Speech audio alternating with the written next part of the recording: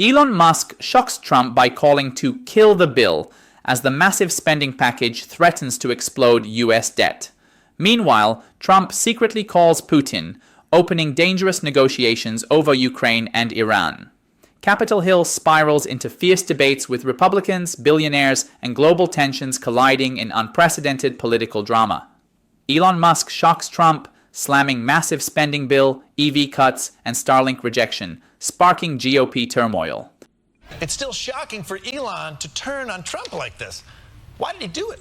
The source in Trump world claiming that Elon was, quote, butthurt, in part because the bill didn't include giveaways to his companies. Musk is upset that the spending bill cuts the electric vehicle tax credit. The White House denied his request to have the Federal Aviation Administration use his Starlink satellite system. Are you kidding me? He's upset about that? Let's review all that Elon Musk has gained from his $288 million investment into this presidency. $100 million in NASA contracts. He got to freeze 40 federal investigations against his companies, fired anybody who could regulate or tax him, and he got the president of the United States to plug his car company, and Trump almost pronounced its name correctly. I love Vexler. All right, welcome back to Morning Joe. It's a few minutes before 6 a.m. on the West Coast and 9 a.m. the East, along with Jonathan Lemire, our co-host. We have Professor of History at Tulane University, Walter Isaacson. Good to have you, Walter. And Jonathan, Elon Musk, he's not holding back. He is not. He had, over the weekend, did some veiled criticisms of the spending bill, and then this week took to the social media platform he owns and has been hammering Trump ever since. In fact, he ramped up his criticism of the agenda, and he called on senators to, quote, kill the bill in a series of social media posts. The Vexler CEO tried to rally Republicans against the legislation, urging voters to call their senators and congressmen, and he wrote that bankrupting America is not okay. This comes as a new estimate from the nonpartisan Congressional Budget Office finds that President Trump's tax and spending bill would add $2.4 trillion to the national debt over the next 10 years. The simple math on the bill projects a loss of $3.7 trillion in tax revenue while cutting net spending by $1.3 trillion. The Budget Office also estimated that nearly 11 million people would lose their health insurance by 2034 because of spending cuts and new eligibility rules under Medicaid. So, I mean, Joe, we see it there in the black and white. That is simple math, the impact of this bill. That may not be the main reason why Elon Musk is opposing it, but it's something that I know a lot of people, you included, are concerned about. Yeah, very concerned about it. You're also hearing a lot of Republican senators voice their concern. So it's going to be really fascinating to see how the Senate bill ends up compared to the House bill. And often, even if you have Republicans in the House and the Senate, the bills always look far different. For more insight on this, because one member of the Louisiana caucus is not enough, with Walter Isaacson, a non-honorary member. Let's bring in Republican Senator John Kennedy, also of Louisiana. He serves on the Banking and the Budget Committee. Senator, thank you so much for being with us. Greatly appreciate it. Okay, I want to ask you about the two issues that we're hearing from Republican senators the most, both of which I think you're concerned about, and let's start with the one that'll affect your constituents, and that is Medicaid. The concern about Medicaid cuts. You know, there's always been this belief in past 20 years ago, 30 years ago, that Medicaid was mainly for hospitals and urban centers, but a lot of your constituents in Louisiana and also Red State America, also concerned about Medicaid cuts. We've heard it from Josh Hawley and others. What are you going to be looking at during this process on the issue of Medicaid to protect your constituents? Well, certainly Medicaid's important. Medicaid is one of the issues we're spending a lot of time on. The SALT deduction as well, the phase out of the climate tax credits and deductions, how quickly we ought to do that, how we can reduce more spending. Look, I've been through this before, Joe. You have too. We're at the lively discussion stage. This thing will go one or two directions. It'll either go to we'll come up with something we can support, or it'll turn into a crime scene. I think we'll end up passing the bill, and if you want to talk about it, I'll be glad to tell you why. I think a lot of folks are missing the larger issue here, but certainly Medicaid's important. And the other issue, obviously, that other senators have been talking about, Republican senators, that I've been talking about a good bit, is the debt, the federal debt with $37 trillion. This adds, CBO says $2.4 trillion. There's some quibbling about that, whether their projections are too static or not. I'm curious, are your concerns about the spending levels in the bill that the House sent over to you? Is that going to be part of the deliberations in the Senate? Is it something that concerns you? Yes, sure. I mean, I've said, and will continue to say, because I believe it, that I'm for cutting spending, unproductive spending, until we run out of votes. But we can't do everything that everyone wants. And some people are just going to have to accept a ham and egg sandwich without the ham. We have some members of the Senate that will not get all the spending reductions they want. Here's what's driving this, Joe, and this is ultimately why I think the bill will pass. We're in uncharted waters here with the tariffs. I think the markets are telling us that. We don't know what impact they're going to have on the economy. But if we don't extend those tax cuts, we're going into a recession. And our economy is going to be on a journey to the center of the earth. And ultimately, I think that's why the bill will pass. We're in uncharted territory, as you say, on the tariffs.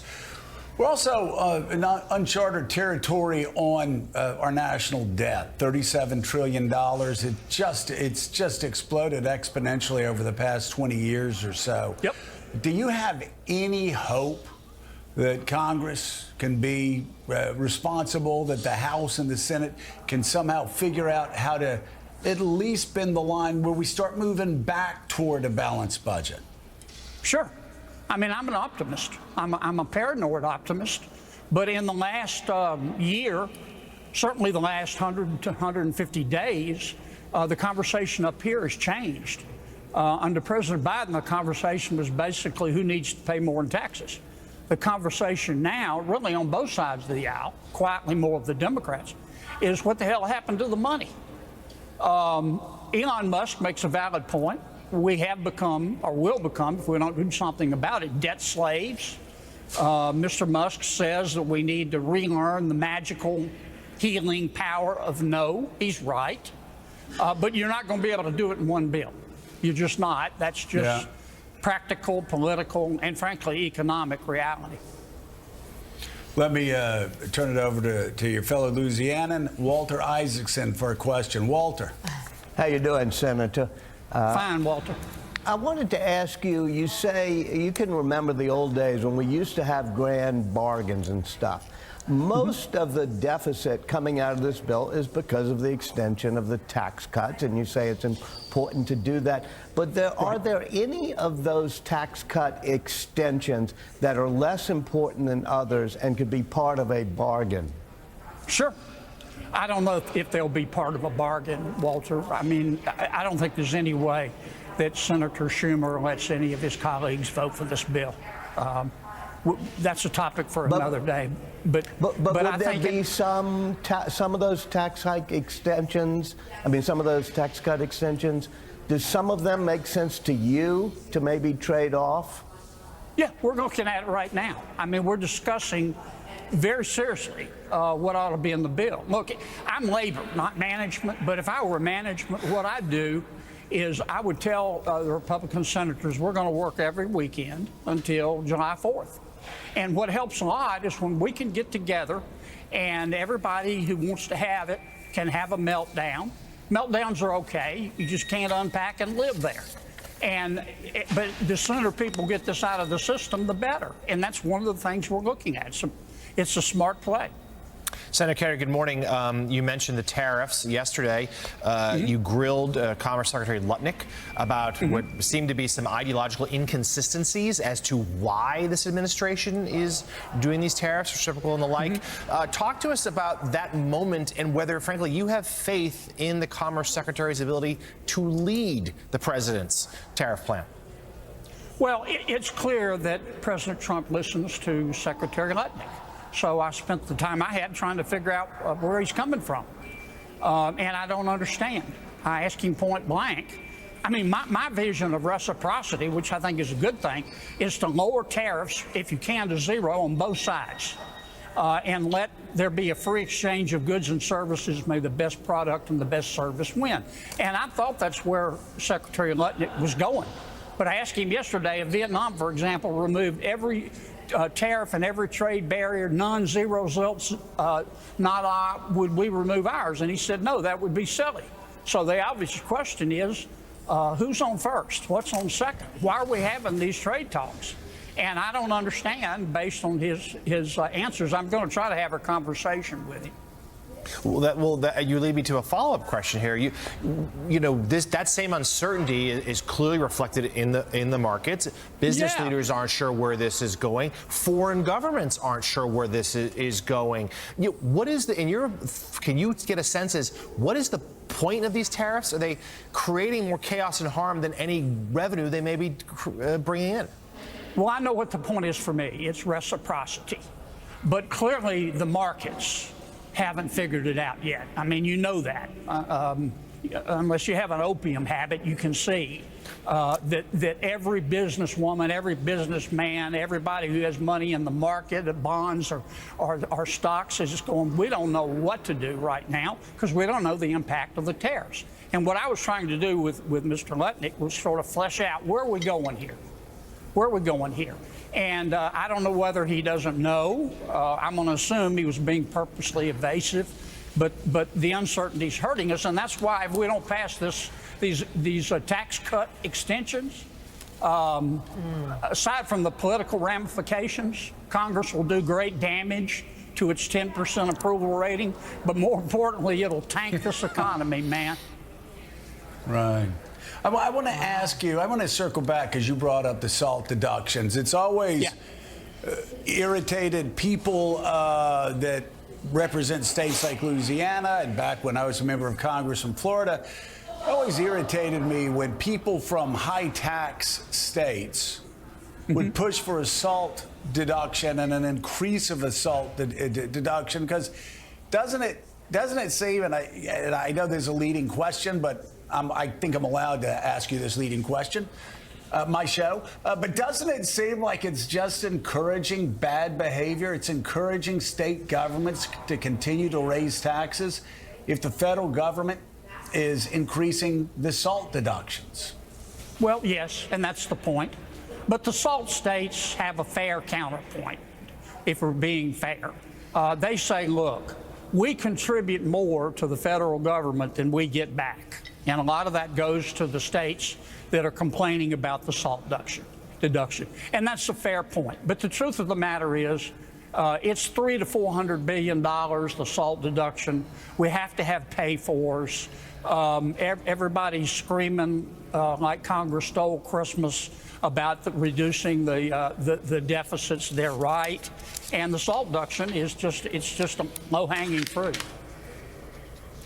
Can I ask you, while we have you here, I want to move on to another subject that concerns me, and I know you probably hear a lot about it as well, and I'd love for you to give us some perspective on what we're doing and whether the Senate's going to go along with this. There have been a lot of cuts to research and development. The president talking about cutting grants to universities where the best and brightest students from across the world come. Obviously, you can look at the founders of Silicon Valley and our biggest startups over the past 20 years. A lot of them actually are immigrants.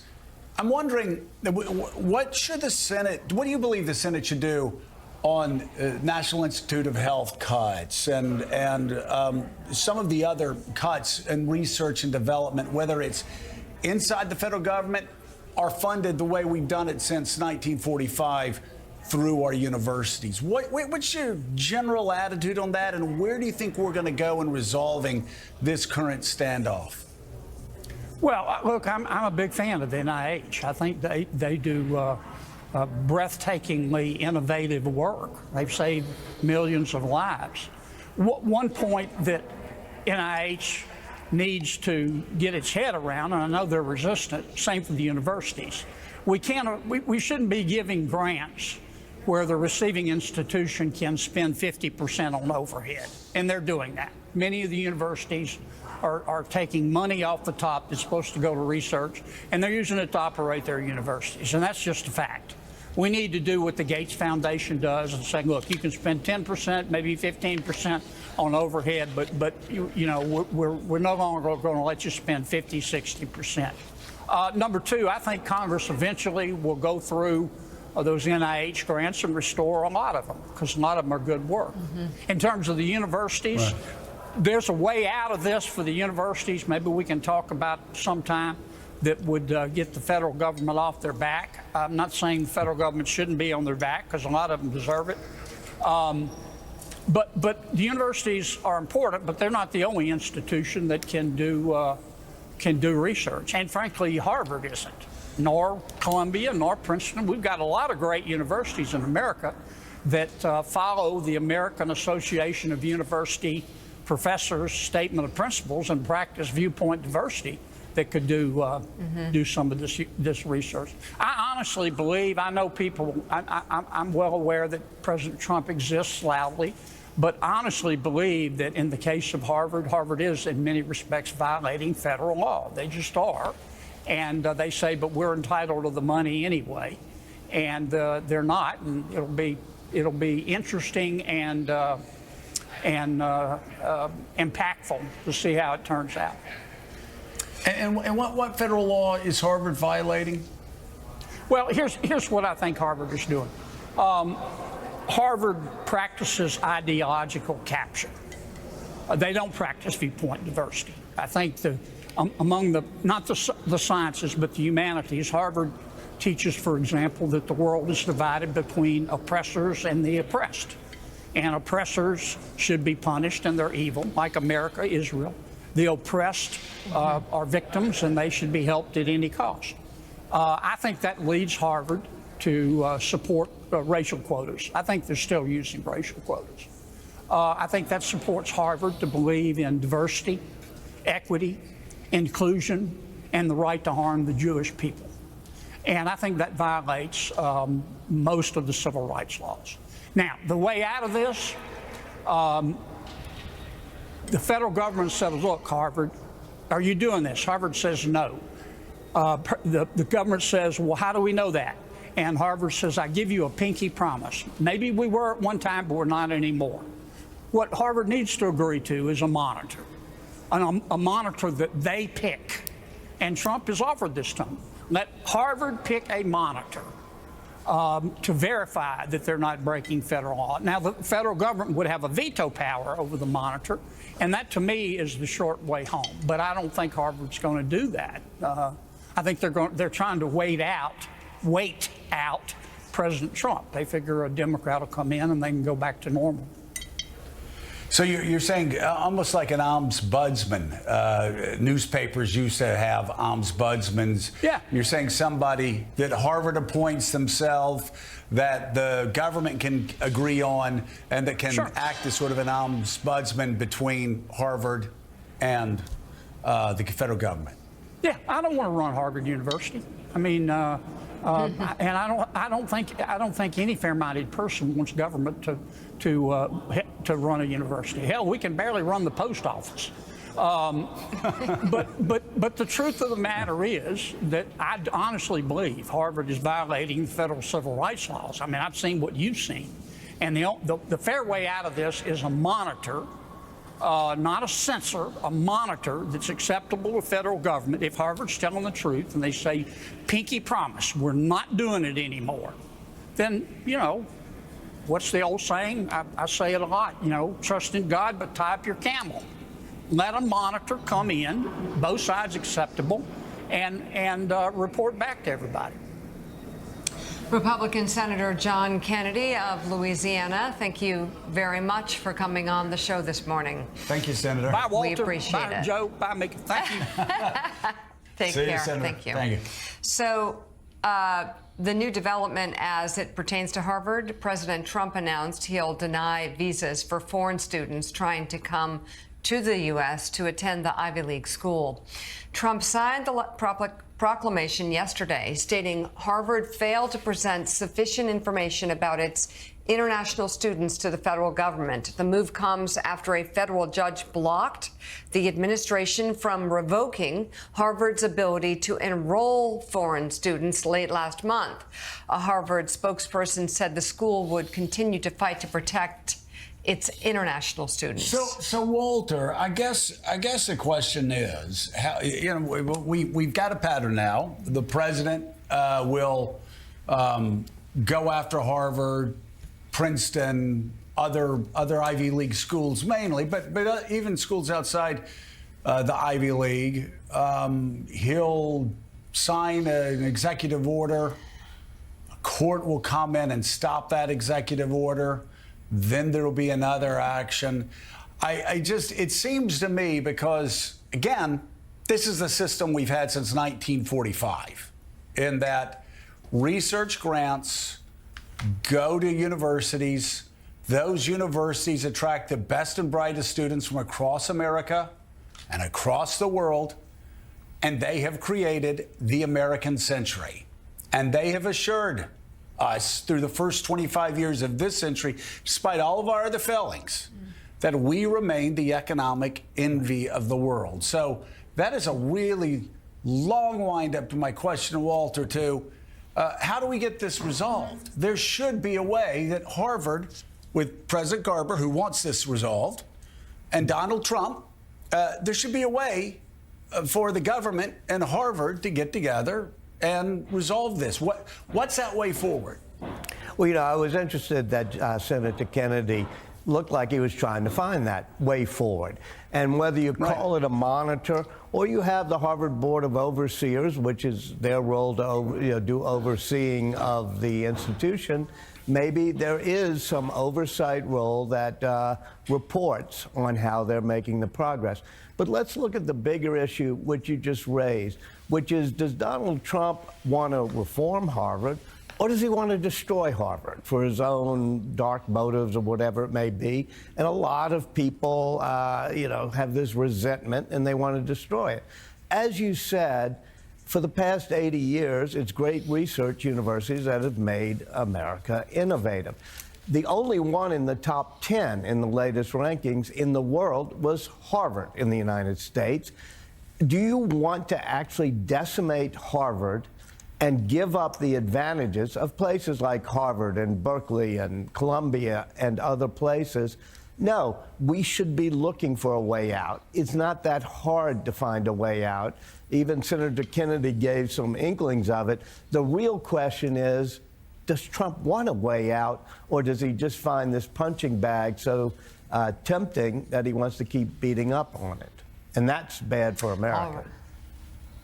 So coming up on Morning Joe, the latest developments from Sunday's terror attack in Boulder, Colorado. As a judge, Elon Musk surprisingly turns on Trump, attacking the spending bill for slashing EV tax credits and denying Starlink deals.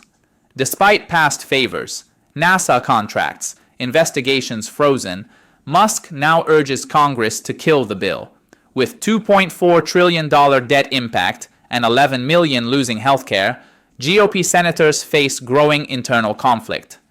GOP senator blasts Trump's bill as grotesque, slamming $2 trillion deficits and warning of devastating youth burden. What I'm concerned about is they didn't cut enough spending. We've got to have some fiscal sanity here. We're running $2 trillion deficits. We need to try to reduce spending as much as we possibly can. It's hugely concerning to me. This is immoral, what us old farts are doing to our young people. This is grotesque what we're doing.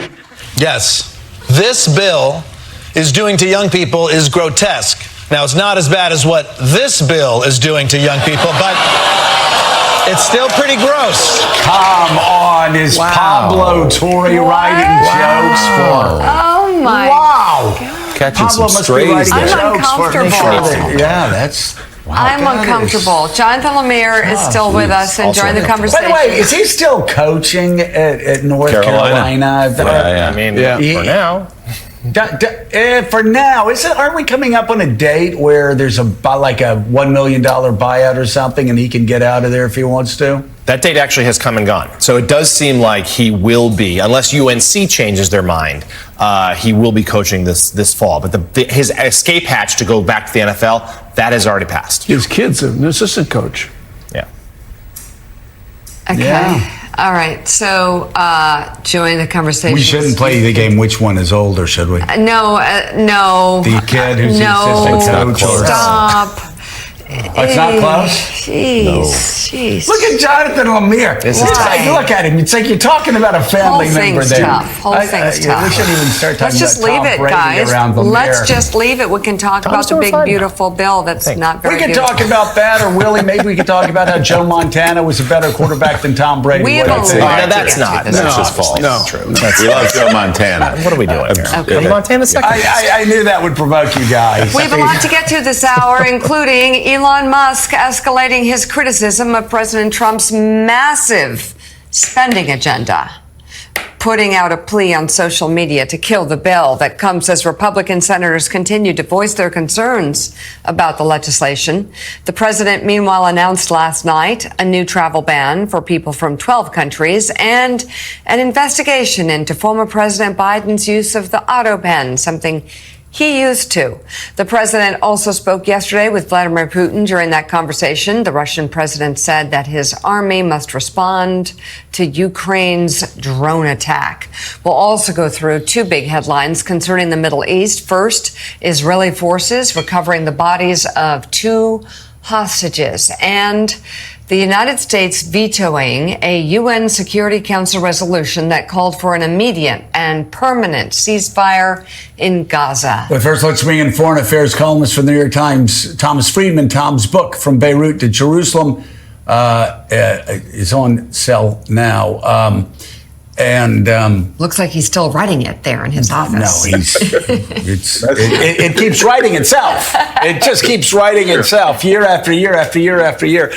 So Tom, we're going to get to your column that is very critical of Donald Trump. It's called Trump's Gilded Gut Instinct. But before we get there, been talking about the Middle East this morning and the disruption that Donald Trump has caused in the Middle East. And just so people that are watching going, oh, there they go again, just blindly attacking Donald Trump, I want you to talk about the column you wrote a couple of weeks ago where you're actually encouraging Donald Trump to do exactly what he did when he went to the Middle East, and that is give Netanyahu the cold shoulder. Why was that important?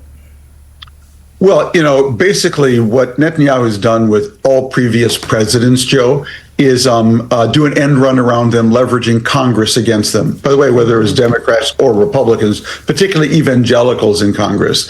Along comes Trump, and he's basically blocked that move. All Republicans are now lined up behind him. So Netanyahu cannot pull that lever anymore. And I don't think without Trump, we would have any hope of a hostage deal right now, because Netanyahu's own political survival depends on him continuing the war. So I think it's good what the president did. I think it's also really good what the president did in opening a dialogue with the new leader of Syria. Syria is such a keystone country. Joe, some countries, when they're decapitated, they implode. Other countries, they explode. Syria is a country that explodes. It sends instability all over the region. And if you fix Syria, you actually can fix Lebanon, Iraq. It really opens the way for a lot of new possibilities. And on Iran, I'm glad he's negotiating with Iran. I want to see what deal he strikes. But this is where Trump's just sort of willingness to turn over the table, throw all the cards up, think of everything new and fresh, I think is very healthy in a region that's completely encrusted. 25 years ago, around 25 years ago, I can't believe how old we are, Tom, you wrote, I believe, Lexus and the Olive Tree, and you talked about how the finances of the Middle East would trump eventually, pardon the pun, the religion and the thousands and thousands of years of just infighting. And I'm curious if this trip, even though for whatever purposes Donald Trump had in mind when he went to this trip, I'm wondering if him talking to Saudi Arabia and UAE and the Qataris about business instead of going to Israel and continuing to try to broker a peace deal that's just never coming, at least not for now. I'm wondering if you sort of see that as moving in the direction, more of a commercial direction that you were talking about in that book. Joe, it's a really good question. I arrived in Beirut as a cub reporter in 1979. The first 4 stories I covered were the Iranian Revolution, the takeover of the Grand Mosque in Mecca, the signing of the Camp David peace treaty, and actually the inauguration of a port in a little obscure town by Queen Elizabeth II called Jebel Ali Port in Dubai. And what you saw there was the tension between the forces of integration in the region, globalization of Dubai, Camp David, and the disintegrated forces, the takeover of the mosque in Mecca and the Iranian Revolution. What's happened in the last year, and by the way, as a result of what something Netanyahu did, the destruction of Iran's threat network in Lebanon, in Syria, and the weakening of Iran, basically has tilted the whole region, as you suggested, Joe, toward the forces of inclusion. Netanyahu set that off. The tragedy of the moment is that Bibi Netanyahu will not harvest what he sowed, because to take advantage of this inclusion, the fact that the forces of inclusion are now winning, all right, he has to do a deal with the Palestinian Authority, open the way to a 2-state solution. I was just in Israel. I told Israelis, your leader is making the worst trade in Jewish history. He's trading peace with Saudi Arabia, the most important Muslim nation, for peace with Smotrich and the other right-wing goofballs in his cabinet. It's a terrible, terrible trade. And the fact that Trump is beating him over the head on that, I say hallelujah. Tom, let me ask you about Russia as we bounce around the globe this morning. President Trump came out with a bit of a readout yesterday of a call with Vladimir Putin that lasted more than an hour. Not terribly productive. It doesn't look like they moved any closer to a ceasefire or negotiations to end the war. Consistently, President Trump has placed the burden on Ukraine, on Zelensky, to give concessions to end the war. Where do you see this headed, and how efficiently, how effectively has Vladimir Putin played this president, frankly? Well, Willie, Donald Trump is not a Russian agent. I want to make that very clear. But man, he sure knows how to play one on television. Because when I hear his readout of the call with Putin, you know what it reminds me of? It reminds me of Pete Hegseth, not as Secretary of Defense, as a commentator on Fox TV. Oh, I talked to Putin and man, he's mad. He's going to hit back at Ukraine. Well, what did you say? Okay. I don't need you to tell me that. He acts like a Fox commentator when it comes to Russia, not an American president exercising our leverage. Richard Haas and others said this earlier. Trump came into office thinking that basically there was a misunderstanding in Ukraine, that we just weren't nice enough to Vladimir Putin, that he wants peace and Zelensky wants peace. No, Vladimir Putin wants victory. Zelensky wants to preserve his country. And until we understand that the war won't end until Putin is dissuaded from the prospect of any kind of victory, we're just going to be spinning our wheels there. And it's going to get more and more dangerous. Tom, I'm happy to see you here today because you're the only person that I know of that could clear up some mysteries surrounding this entire episode in the Middle East. And I'm referring to the atrocities that occurred nearly 20 months ago in Israel when Hamas massacred so many Israeli citizens. So today I'd like to ask you why the delay and the refusal to really get the hostage situation taken care of. Why is there such a lot of consternation about the behavior of the Israeli army in Gaza? And why is Bibi Netanyahu constantly, nearly every day, placing himself above this critical situation that is slowly destroying what has been happening in terms of peace offerings in the Middle East? Mike, let me begin by saying Hamas started this war. It is a terrible, a jihadi fascist organization that has been a curse on the Palestinian people. And what it did on October 7th, killing Israeli mothers in front of their kids in front of their parents, was disgusting and vile. Not only that, if you think of where Hamas is today, what is their position, Mike? Their position is, we will stop the war. We will return the hostages and the bodies that we are holding, which itself is grotesque. We will do that if Israel will get out of Gaza and agree to a permanent ceasefire. Oh, wait a minute. Get out of Gaza and agree to a permanent ceasefire. What did you guys have on October 6th, the day before this war? You had Israel out of Gaza and a permanent ceasefire. So Hamas has fought this whole war, exposed all of its people, basically, to get back to where it was on the day before the war. Now, all of that said, Israel's response from day one by Netanyahu has been the most incoherent, inconceivable war I imagine. They have fought a war, Mike, for over a year and a half without still defining an endgame. They won't do that because there are only three possible endgames. Permanent Israeli occupation. The Israeli public is not up for that. It would be impossibly costly, both morally and financially. Partnering with the Palestinian Authority to create a new structure to replace Hamas. Netanyahu won't do that because the right wing in his government will throw him out if he does. Or turning Gaza into Mogadishu, a kind of land of vast warlords.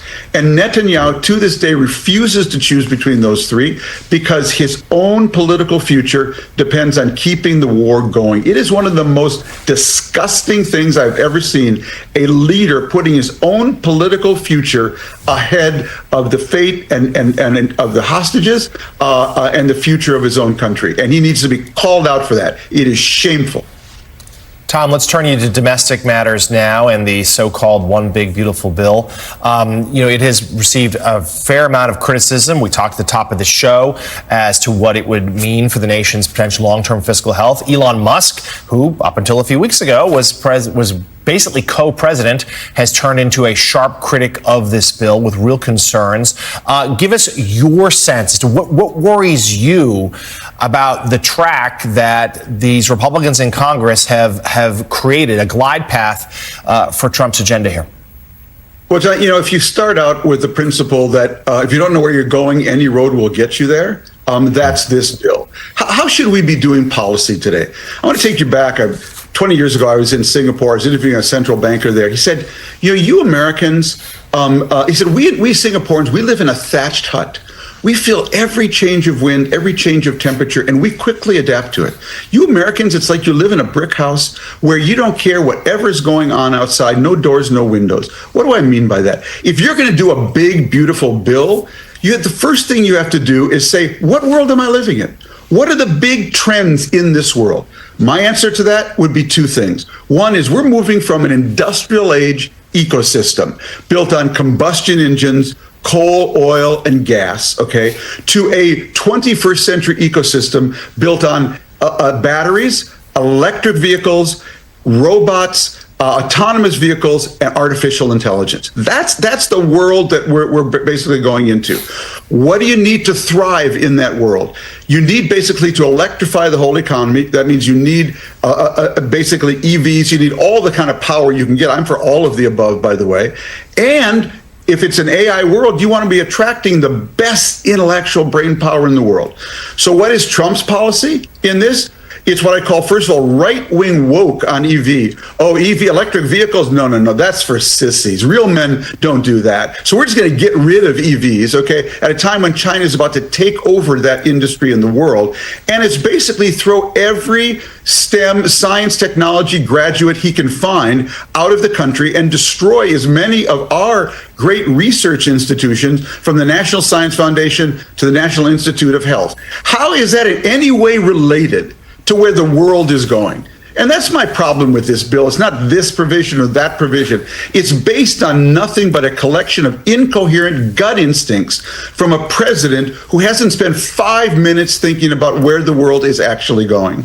Remember, you've been saying for years and years, Tom, not only should we be welcoming those foreign students to our universities, but when they graduate, staple a green card to the back of their diploma so they stay here, create products and jobs here. Let's talk about your piece. You started to get into it there for the Times. It's titled Trump's Gilded Gut Instinct. Tom writes this, quote, Trump is governing by unchecked gut impulses with little or no homework or coordination among agencies. What you're seeing from this Trump II administration and its bended knee Congress is a dangerous, undisciplined, intellectually inconsistent farce that we will pay dearly for in the future.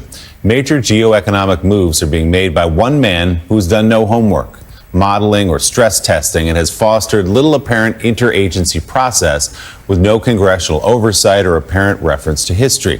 If you think this is not dangerous, just keep in mind that the Trump Organization, Inc. over the years filed for Chapter 11 bankruptcy protection for 6 different businesses. There was a reason for that: the operating style and values of its boss. So as you look out over the horizon, Tom, what could be the implications of this style of kind of ad hoc gut governing? Well, let's just look at something everyone understands: the American auto industry. Okay, Trump spent virtually no time. There were a couple of very brief meetings, sitting down with the heads of our 3 auto companies and saying to them, hey, where's the world going? What do you guys need? How do I help? Okay. Well, if he had asked that, Ford Motor would have said, you know, Mr. President, 40% of our business is actually outside the United States. And outside the United States, China is beginning to dominate the electric vehicle market. Okay. So we got to be able to compete with them. So what does Trump do instead? He comes in and this big, beautiful, idiotic bill, and this I agree with every word that Musk says, gets rid of all the electric vehicle incentives. At the same time, Trump comes in and announces all of these broad tariffs on Mexico, Canada, and everybody else. Okay, well, it happens that the Ford F-150, the most popular selling car in America for 4 decades, about 1/3 of its parts are made in America. The other 2/3 are made abroad. Okay, so Ford, GM, and the others are saying, look, we're going to have to raise the prices of our cars. You're killing us with this. All right, then Trump comes in and puts 145% tariff on China. And the Chinese leaders say, oh, you talking to me? You talking to me? Well, guess what? We control 90% of the rare earths that create the magnets that go into every one of your cars. And you know what? Gosh, they seem to be held up in all our ports. Okay, now Ford, General Motors, and Stellantis are basically telling, first of all, they announced to the market, we can't give you forward guidance because we have no idea what our profits are going to be. Oh, and by the way, we may have to start slowing down production very soon, like next week, because we can't get the magnets we need from China. So do you think that Donald Trump stress tested any of that before he did this? There's not a chance. That's just crazy. That's reckless. That's irresponsible. And it's hurting our companies and our workers. You can read more of the new piece for the New York Times. It's available to read online right now. Foreign Affairs columnist Thomas Friedman, thank you very much. A Republican senator warns Trump's spending bill is grotesque, saddling young Americans with massive $2 trillion deficits. He urges deep spending cuts to avoid immoral financial burdens on future generations. Despite GOP concerns, the bill's Medicare cuts and debt increase face growing backlash as party divisions intensify. Trump frustrated with Putin after drone strike. 75-minute call reveals growing tensions and stalled Ukraine peace efforts. President Trump says Russian President Vladimir Putin told him Moscow will have to respond to Ukraine's major drone attack over the weekend. And then Ukraine will have to respond to their... So the war continues. Trump posted on Truth Social that he and Putin spoke for about 75 minutes yesterday, and while the call was a good conversation, it was not one that will lead to immediate peace. Trump also wrote that the pair discussed the ongoing nuclear negotiations with Iran. According to Trump, Putin suggested he would participate in those talks and possibly help to bring them to a, quote, rapid conclusion. Meanwhile, a Ukrainian delegation led by President Volodymyr Zelensky's chief of staff met with U.S. officials yesterday in Washington. They held discussions with the Trump administration's envoy to Ukraine and Russia, Keith Kellogg, as well as Secretary of State Marco Rubio. Zelensky's advisor called the meeting productive, saying they discussed Monday's peace talk in Turkey, as well as the need to strengthen support for Ukraine's air defense. Jonathan Lemire, you've written extensively on the Putin relationship right now with Donald Trump over the past several weeks. Tell us about it, and go to Richard for the first question, if it doesn't have anything to do with the Giants. We'll set that aside. Poor guy. As far as the Trump-Putin call, it was interesting. It wasn't scheduled. It was a relatively spontaneously planned call. The one thing that the readout does not include, the one that President Trump posted suggesting that Vladimir Putin told him that Russia would have to retaliate, Trump didn't say anything about him telling Putin not to. And I think that's where we are right now with this war. With Trump, I have reporting out was frustrated by Ukraine's attack on the weekend, simply because in his mind it will extend the conflict. That this was now. Russia will have to hit back. Ukraine will likely have to hit back to that. The talks in Istanbul this week, which Trump had actually put some hopes into, I reported last week, saying that maybe they can make a first step. They went nowhere. So Richard, that's where we are right now. We have President of the United States not attempting to curb Russia's response here. We know Putin, he talked yesterday to officials at the Kremlin. He called Ukrainians terrorists for what they did. I think the U.S. is bracing for a Russian counterattack of some kind in the days ahead. And as far as Trump's perspective, even as he tried to cozy up to Putin a little bit with help with Iran, it's like he's throwing up his hands in the air and suggesting there's not going to be an end to this fighting in Ukraine anytime soon. Well, he's right. There's not going to be an end to this fighting anytime soon, for the simple reason Vladimir Putin wants to prolong the fighting because he thinks continued war serves his interests more than Ukraine's. The fact that the call happened, yesterday, in and of itself tells you something. Why? It's as if the Ukrainian military action was somehow the problem, forgetting about all the Russian actions day in, day out against Ukrainian civilian targets, against cities, and so forth. So, again, the administration is one-sided here.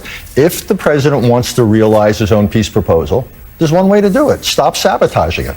Give Ukraine open-ended support to remain a viable, independent state. All this talk about secondary sanctions against Russia, all this talk about peace talks is going nowhere. If the president wants peace, he has got to persuade Vladimir Putin that continued war will not give Russia anything but more dead soldiers. The president, however, is not willing to send that message, so the peace talks are going nowhere.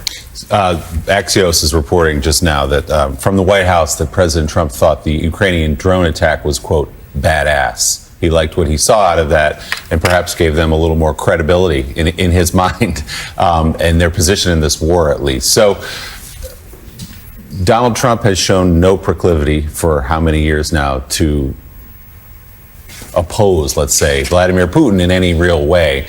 So do you think their dynamic has changed at all because Ukraine has shown this ability to fight and to reach deep inside Russia? I mean, the president always tells Zelensky about his bad cards, a terrible hand to play. Well, Zelensky showed he had some, whole cards here. He could play them.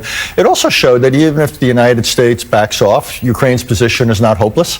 They can, by themselves, with a little bit of European help, they can buy some arms off the market from the United States. They can stay in there. Their ingenuity compensates. I don't see the president warming up to Ukraine. And again, it gets back to the mystery of his relationship with Russia. But no, I think really, I'm really sad to say, here we are in the middle of the fourth fighting season. I think it's quite possible we'll be talking around this table about the fifth fighting season. I just don't see anything in the works right now that's going to bring this war to a close. Because again, Ukraine is willing to accept an unconditional ceasefire. Russia is not. It's almost that simple. And for some reason, American foreign policy will not adjust to that reality. But Sam Stein, I mean, what Richard just said has been a reality, though, since the beginning of this war. And you look at Vladimir Putin and American presidents trying to deal with Vladimir Putin.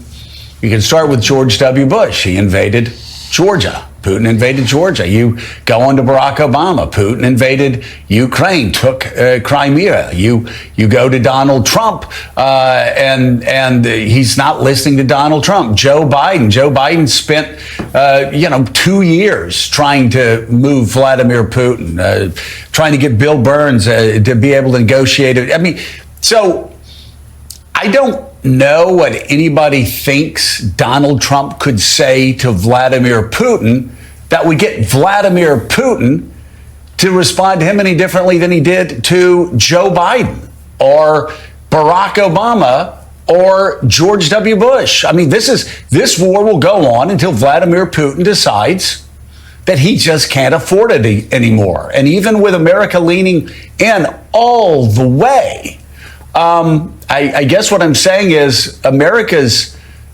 president, if you go back to George W. Bush, when he looked into his eyes and saw his soul, America's president seems to be opinion secondary to what Vladimir Putin's opinion is. Yeah, but I think you've hit the nail on the head, which is the stumbling block of this issue, which is that Donald Trump, to a degree now, it's become a test of his own abilities to negotiate and maneuver and his own relationship with Putin. I mean, Trump has promised time and again that he can get through to Vladimir Putin, and he's obviously publicly wooed him in ways that I don't think any recent president has done. And so if Trump were to fail in these negotiations, if he can't bring some sort of ceasefire to this conflict, then it becomes almost an indictment of Trump as well. And that's creating this untenable situation that Richard's outlining here. It's also creating problems for Republicans back home, and I want to talk to David about this, because we have this massive sanctions bill that the Republicans and Senator Blumenthal, Democrat, are considering and trying to push, which essentially put tariffs on countries that try to buy fuel from Moscow. Trump is blocking it. And now we've seen Republicans put in this interesting and difficult bind where, after the J.D. Vance-Zelensky blow up in the Oval, they all kind of tepidly rushed to J.D. Vance's and Donald Trump's defense, saying, yes, Zelensky should have said thank you. Now they're back and saying, no, Putin's wrong here. What is your sense of how the Republican Party outside of the Trump administration is viewing this saga now? The polling on this has always been interesting in that Republican voters are still traditional in their view of Russia, and they've opposed the invasion. They've held Russia responsible. I think the question is, are Republicans in Congress willing to exert their will like they did in the first term? There was a bill in the first term that was signed into law because Republicans in the House and Senate insisted on it, that said that the president couldn't make any deals with Vladimir Putin without congressional sign-off. People forget about that.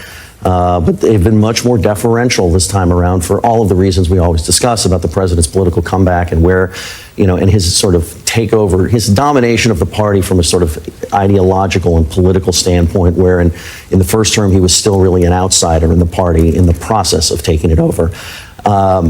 So I don't really think that there's much that they're going to do until, at least, number one, until this reconciliation package is pushed off the table.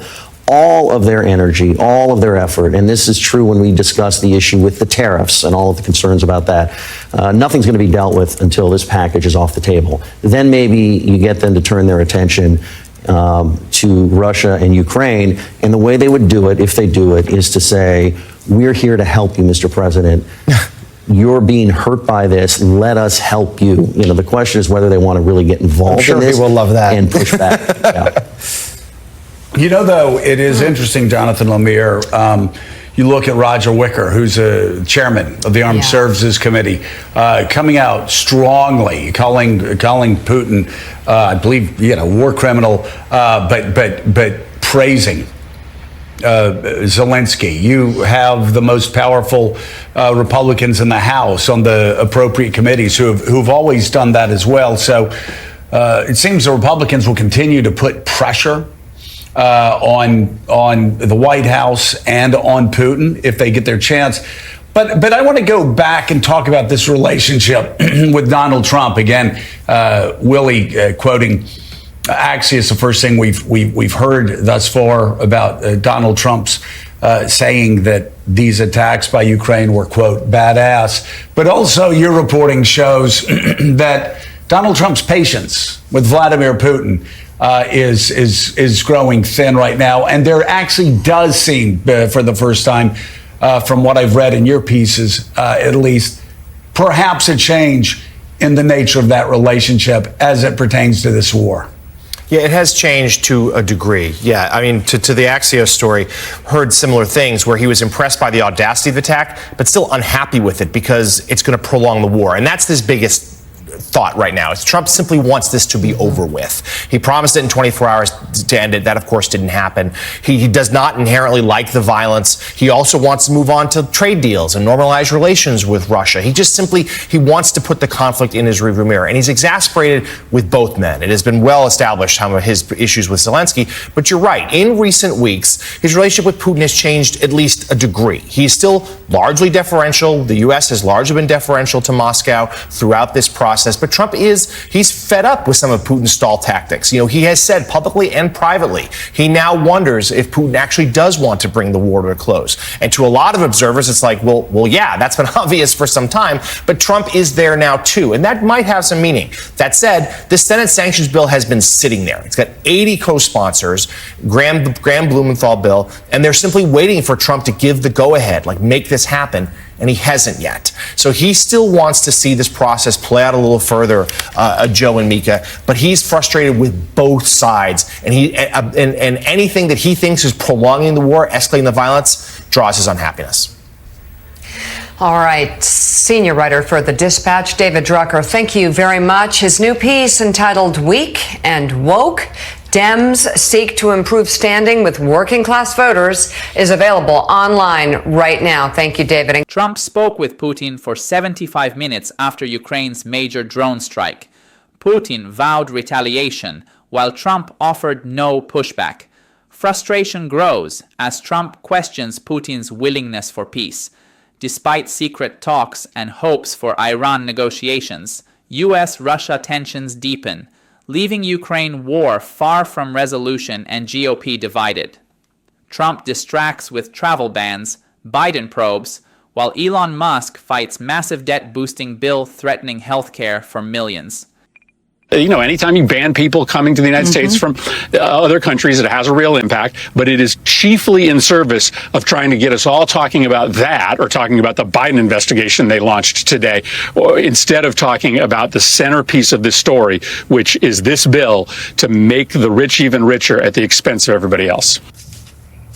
Democratic Senator Chris Murphy of Connecticut putting into context a series of moves last night from President Trump. The president announced a travel ban to the U.S. for people from 12 countries and partial restrictions for 7 others. He also ordered an investigation into former President Biden and officials in the Biden administration for the use of the auto pen, a device Trump has himself admitted to using. Robot president. It all comes as robot president. Yeah, the things that are going out there now continue to work through President Trump's massive tax and spending bill and its impact on millions of Americans. Meanwhile, Elon Musk ramps up his pressure campaign to kill the legislation, calling on Americans to contact their representatives in Congress. Plus, President Trump claims he spoke to Vladimir Putin for 75 minutes yesterday. We'll dig into the big headlines coming out of that conversation. Wow. Good morning and welcome to Morning Joe. It is Thursday, June 5th. A lot to get to this morning. Yeah, Willie, a lot to get to. And Chris Murphy basically talking about what we've said for some time. The second term tried to separate the signal from the ground noise. The signal, obviously, all that everybody in Washington's focused on right now is Elon Musk and how many Republicans he can take with him. Going against this massive pork barrel spending bill. So, you know, we're talking about auto pens. We're talking about, I'm sure robot presidents will come back into play pretty soon. It's but this is what Washington, D.C. is focused on right now. This bill and whether it's in a lot more danger of passing the Senate because of Elon Musk. Yeah, we'll get into the details of this new travel ban from 12 countries in a minute. The effects of that are very real on the people trying to immigrate to this country. But as Senator Murphy said, President Trump obviously throwing a lot against the wall in the hopes of distracting people from a bill that yesterday the CBO said will inflate the debt by $2.4 trillion over the next 10 years and increase by almost 11 million people the number who lose health care because of cuts to Medicaid and changes to the Affordable Care Act. So the impacts of this, if it is passed, are very real.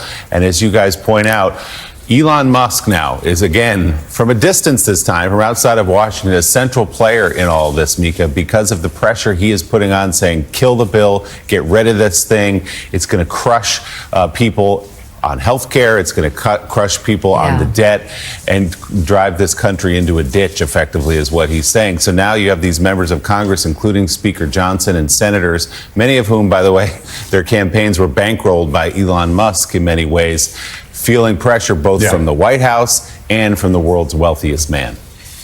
It's very convoluted, but Elon Musk is ramping up its criticism of President Trump's legislative agenda, calling on senators to kill the bill. In a series of social media posts yesterday, the Tesla CEO tried to rally Republicans against the legislation, urging voters to call their senators and congressmen, writing, quote, bankrupting America is not okay. Musk also suggested drafting a new bill that won't add to the national debt.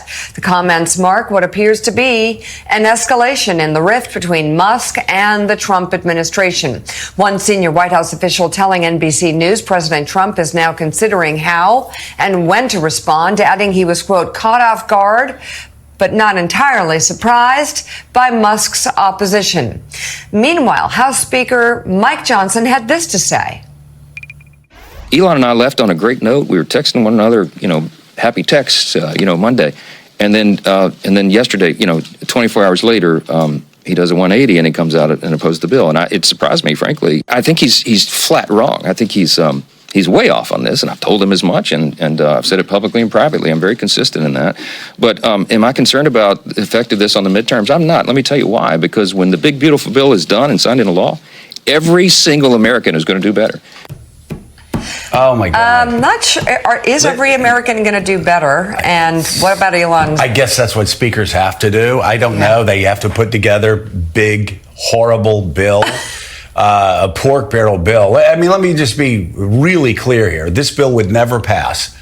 When we served and we balanced the budget 4 years in a row, and actually ran a budget surplus for 2 years.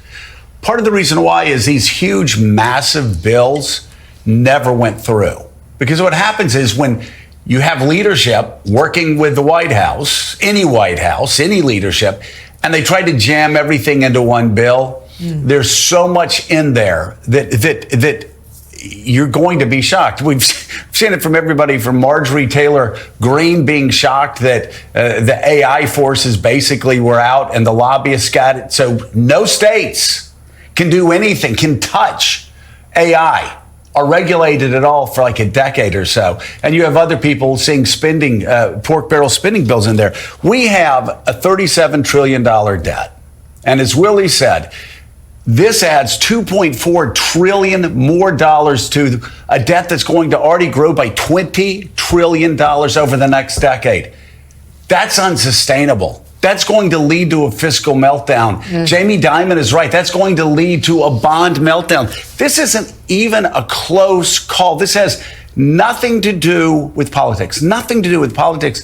This is just pure, simple math. And it's as if these House Republicans who claim to be conservative, it's as if these House Republicans, they see a house on fire and they run to it. A $37 trillion debt. They run to it and they throw trillions of gallons of gasoline on the fire to have it explode. Specifically, $2.4 trillion worth of debt added on.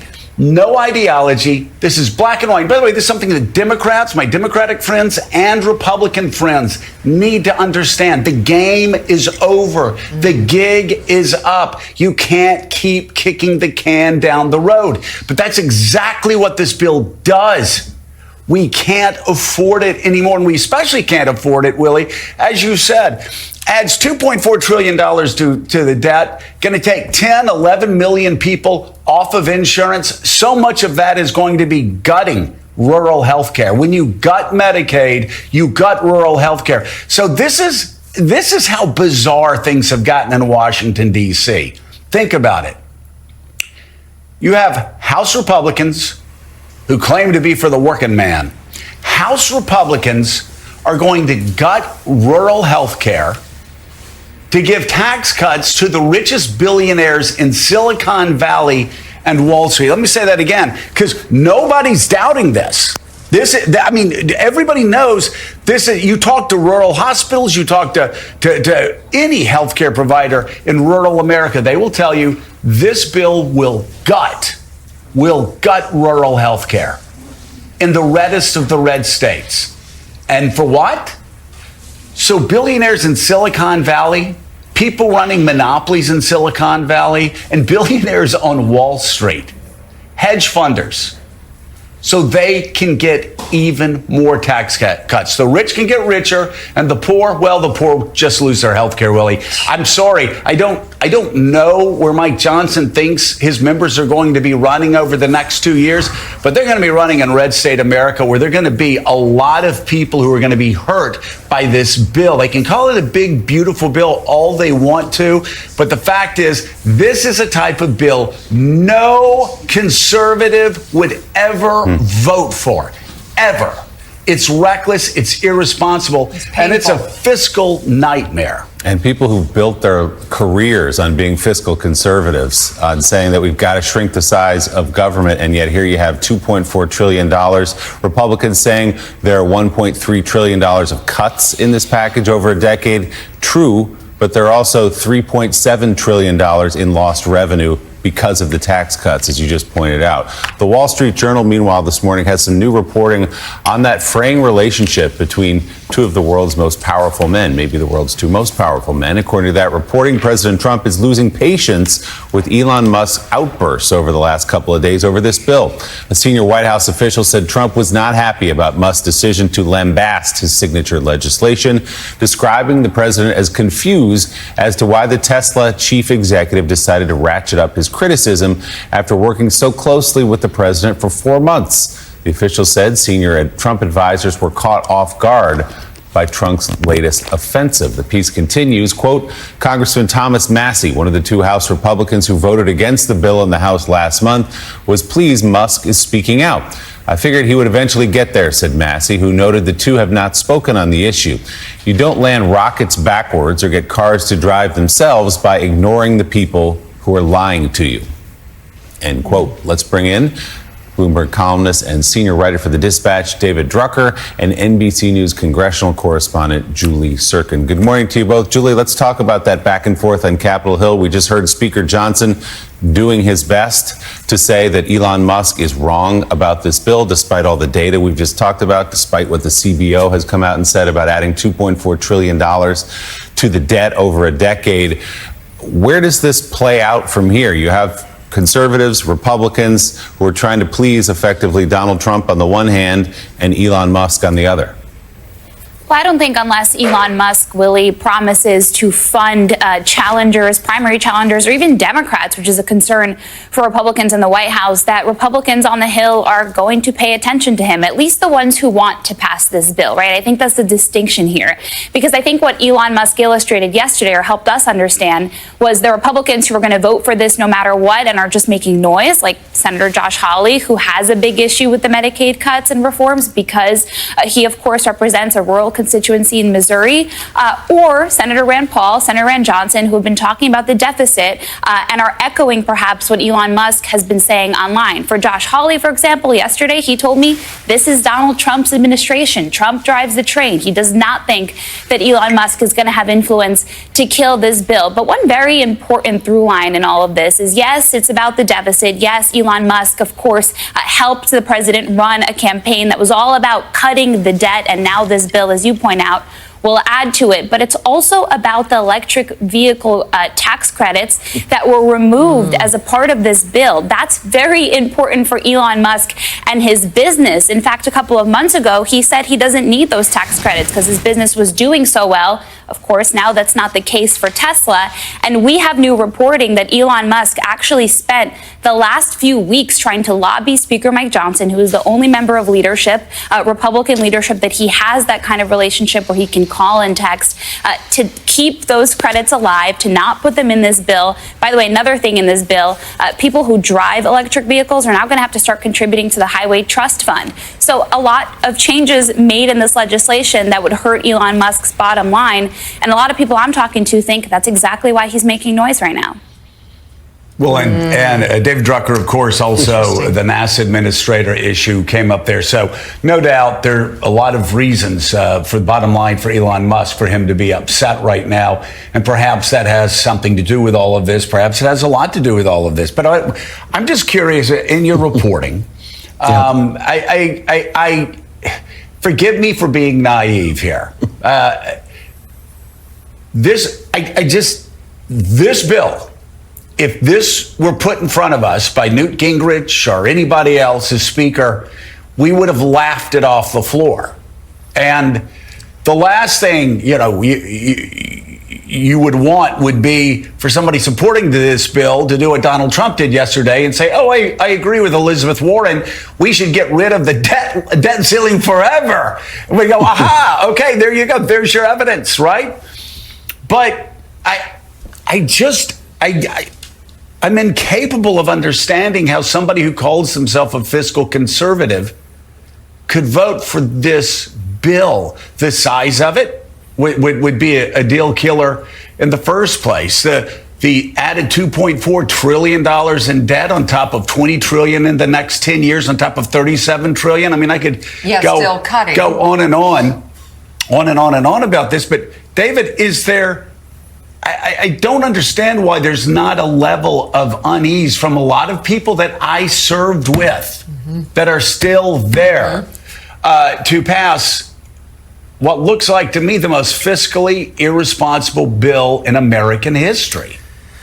Yeah, well, listen, Joe, as you know, lawmakers don't like to push boulders uphill. They only like, they only like to push them downhill. And the people you served with are now in a Republican Party where populists are ascendant and fiscal conservatives, really the traditional conservative that we like to think of from the Reagan era, is a minority within the coalition. And so there just isn't a lot of support for the kind of fiscal restraint that used to sort of characterize the Republican Party, at least philosophically. But David, are there not 4 or 5 in the House? And this isn't even fiscal restraint. This is just like not jumping off a cliff fiscally. Yeah, there aren't 4 or 5 conservative Republicans left in the House that say no to this? Well, yeah, but it's not saying no to this. It's saying no to President Donald Trump. And their voters trust Trump more than they trust them.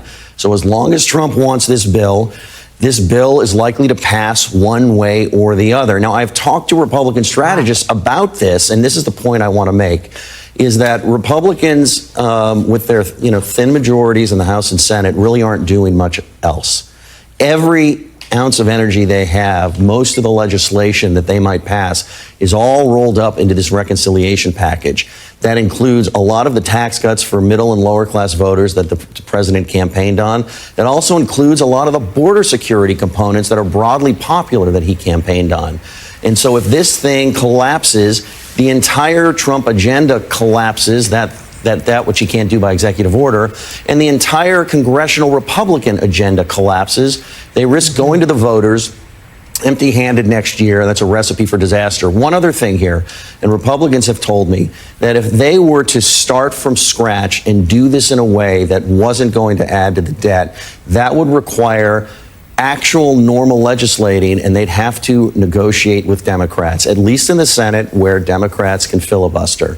And the Republican base would look at that as a complete failure and be really, really upset that they weren't just plowing this stuff through. So there are a lot of political considerations that are, not surprisingly, are looming larger in the minds of these Republicans than the fiscal considerations, because no voter, finally here, no voter's beating on their door complaining about the debt. They're just not.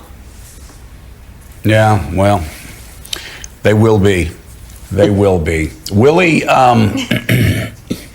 you know, it's amazing that one of the arguments for not going back and doing this right is you would have to actually go through regular order. You would have to actually go to committees. You would actually have to start at subcommittees, go to committees, go to the House floor, instead of the House Speaker and one or two other people writing this bill behind closed doors that nobody sees, nobody reads, and after it's out there, you have members being shocked going, oh my gosh, I didn't know that was in there. That's what happens when you say, oh, we're not going to go through regular order because we want to jam a lot of BS in here that nobody's going to read. You know when they find out about that? They find out about that about 2 weeks into their campaign, because I guarantee you they may not have read the bill, but their opponents and the DNC will have read the bill, and everything they're voting yes on, they're going to pay for politically. Yeah. Every single thing. And we're seeing that from members already in the House who voted for the bill, and now after the fact are hearing exactly what you're laying out, which is people saying, wait a minute, the bill, this massive bill, includes this. And they go, oh, well, I didn't like that. I guess I should have fully read the bill. And they're going to hear more about that, as you say, if this makes it through, from people in their districts whose hospitals are eliminated, who lost health care because of this. And Julie Sirkin, maybe people don't care in the abstract about the debt. Maybe that's not something that motivates them and brings them out to polls. But if you take away their health care, as this bill, according to the CBO, does to 11 million people, they sure notice that, and they know who voted for it and why they lost their health care. So, you know, if history is our guide, Republicans do not cross Donald Trump in the end. They raise protests and they say they don't like something, but they eventually fall in line. Do you suspect, based on your reporting on Capitol Hill, that's what's going to happen here?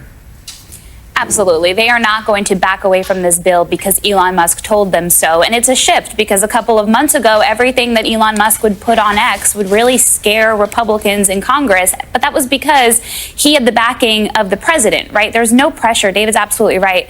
Like the one that can come across Pennsylvania Avenue on Capitol Hill from Trump. And I think it's an important point that they have not done much legislatively in the House. At this point in 2017, at least the House already passed the repeal of the Affordable Care Act. Of course, it was blocked in the Senate, but for Republicans, they had a win on that issue. Now, of course, as you point out, Americans being kicked off their health care is not a win politically, but at least they were able to show their base that they did something that the president ultimately ran on. Of course, they weren't successful, but in this case, you really have a House that has not accomplished much. And remember, the reason it was put in this one big, beautiful bill is because there are such fragile majorities. The only way that you can get all of this through to fund the president's agenda, the border, the military, the energy, all of these things that he ran on, that he now wants Congress to make do on, is by stuffing it all together and force people to swallow the things they don't like in addition to the things that they might like. And so now you have a situation, of course, where the House passed a bill that is probably going to get torn up by the Senate at least a little bit. There's no way they can send back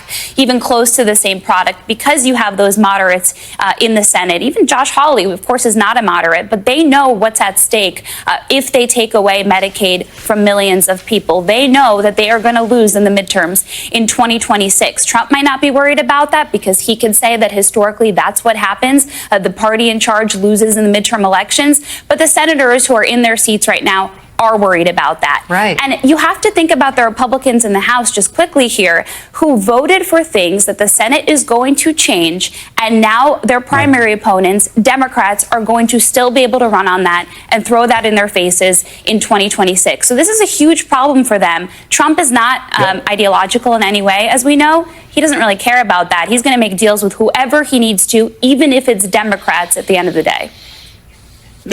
So that's so important to point out. There's so many House Republicans, and this goes way back. There's an old saying that a lot of people watching may not remember, But there was an old saying, you would go around when they were trying to get you as a member of the House to vote for something that the Senate would never vote for.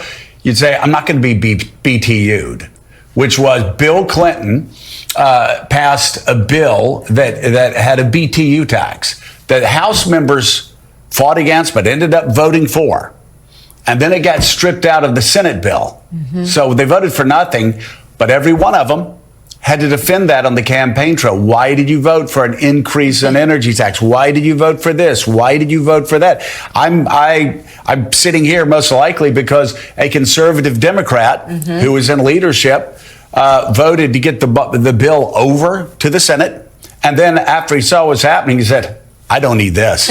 I'm not going to be defending this on the campaign trail every day. And that's, of course, this is important. That's the reason why Republicans took the majority for the first time in 40 years because of a terrible bill, a terrible budget bill. And so this is a game changer, Mika. When you have somebody like Josh Hawley, he's looking at it, he's thinking, am I really going to take away health care from the reddest parts of my state? So Silicon Valley monopolists and Silicon Valley billionaires can get an even bigger tax cut? Like, that's a game changer for any Democrat that's running. If you have a Republican willing to do that, that's fine. And by the way, the whole thing, we had to vote for it because it was an up or down. But no. Why don't you legislate? Why don't you do your job? Why don't you go through subcommittees? Why don't you go through committees? Why don't you do it the way Congress had done it for like 220 years?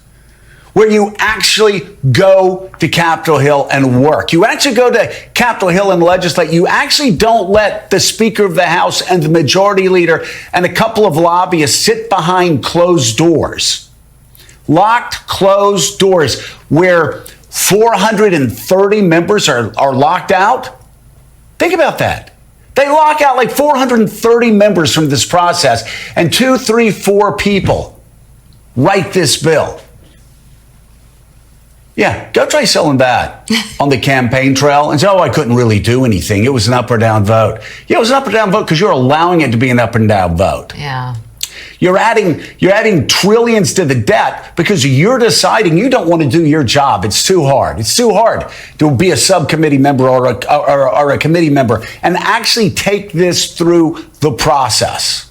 Too hard. So it's an up or down vote. It's ridiculous. Big, beautiful bill has some ugly consequences. Well, we'll see what happens. NBC's Julie Sirkin, thank you so much for your reporting this morning. And still ahead on Morning Joe, the latest from Gaza as Israeli forces recover the bodies of 2 hostages who were being held by Hamas. As Trump bans travelers from 12 countries and probes Biden's auto pen use, real focus shifts to his spending bill. The bill adds $2.4 trillion debt, slashes healthcare, and rewards billionaires. Elon Musk leads opposition, while GOP lawmakers balance Trump loyalty against fiscal disaster, risking political fallout in upcoming elections. Trump revives travel bans, stirs legal battles, deflects from spending bill backlash as global critics question his doctrine shift. The show, this proclamation signed by President Trump yesterday banning travel to the United States from 12 countries, reminding people of what he did in 2017 when he first came into office. And we should remind people this is something he promised literally on Inauguration Day. He asked the State Department and other organizations within the government to look at dangerous countries, as he would put it, where vetting is not sufficient, where there might be terrorist threats, and he's come up with the list that you see on the screen in front of you. This will get legal challenges, obviously, many of them. It's set to go into effect at midnight on Monday morning, but how do you see this playing out? Well, on the one hand, it's obviously significant. It's going to impact a lot of people's lives. On the other hand, it seems pretty evident to me that this is, done as somewhat of a distraction, right? I mean, the whole premise of this was this attack, this horrific anti-Semitic attack in Boulder, which prompted Trump to take this action. That was from an Egyptian national. If you pull up the names of the countries in that list, Egypt's not on the list, okay? And then the second thing here is that Afghanistan, this one was particularly interesting because we are simultaneously saying that Afghanistan, the national security situation has deteriorated so badly in that country that we can no longer take people in from that country. On the same hand, we are also saying we are deporting people back from our country into Afghanistan, people who are translators, for instance, back into Afghanistan because the national security situation in that country has stabilized. Those two things don't actually coexist in reality. And so, yes, this will be legally challenged. Yes, this is a significant policy announcement. It will have ripple effects and immediate impacts on people's lives. But there obviously is politics at play here. So Richard, I want you to, first of all, give us an update on the PGA. You've really fallen short as being our golf analyst, where it is right now. Perhaps you can do that after you talk about your latest piece, where you talk about the Trump doctrine. And on the Trump doctrine, I want to ask you this. Are there places where disruption by Donald Trump, doing it a way that other presidents have not done it, are there some positive things coming out of that? Like, for instance, Iran wanting to talk to us, Britain saying, and other European nations saying, hey, we need to rebuild our military, and in the Middle East, shaking things up in the Middle East. So Netanyahu doesn't think we're going to depend solely on him as our only Middle East ally. Short answer to the latter is yes, and you chose some of the main ones. I think the idea of trying to reach an agreement with Iran where they would essentially get out of the nuclear weapons business is worth trying. And the Israelis in some ways have set the table where I think he's got a shot at that, much more, by the way, than succeeding with Ukraine and Russia or succeeding with Israel and Hamas. I think the Europeans are all going to become somewhat more self-sufficient. So, yeah, I think there is some good that's come out of that. I wouldn't have necessarily done it in exactly this way, to say the least, but I think there are some positives. My bigger argument is that in 20 years, Joe, we've gone from George W. Bush, who wanted to bring democracy to the world and transform it, to Donald Trump, who basically says to the world, you go do what you want. We don't care. We don't care about human rights. We don't care about democracy. All we want to do is deals with you. So I think we're likely to see a world where there's less rule of law, and then you see countries like Russia and China, where again we just ignore what they're doing. What we're seeing is countries that treat their own citizens really badly also tend to treat their neighbors badly, and that's in the case of Russia. So I think this is a doctrine where we give up trying to have an impact on the world, and I think ultimately it'll make the world not just an uglier place, but also a messier, more violent place. Richard Haass and Sam Stein, thank you both very much for being on this morning. And we are back with more Morning Joe in just a moment with Pulitzer Prize-winning columnist Thomas Friedman. Trump's new travel ban targeting 12 countries echoes his 2017 move, reigniting legal challenges and controversy. Critics argue it distracts from backlash over his massive spending bill, while Trump's foreign policy shift, favoring deals over democracy, sparks concerns of a more unstable, violent world shaped by authoritarian powers like Russia and China.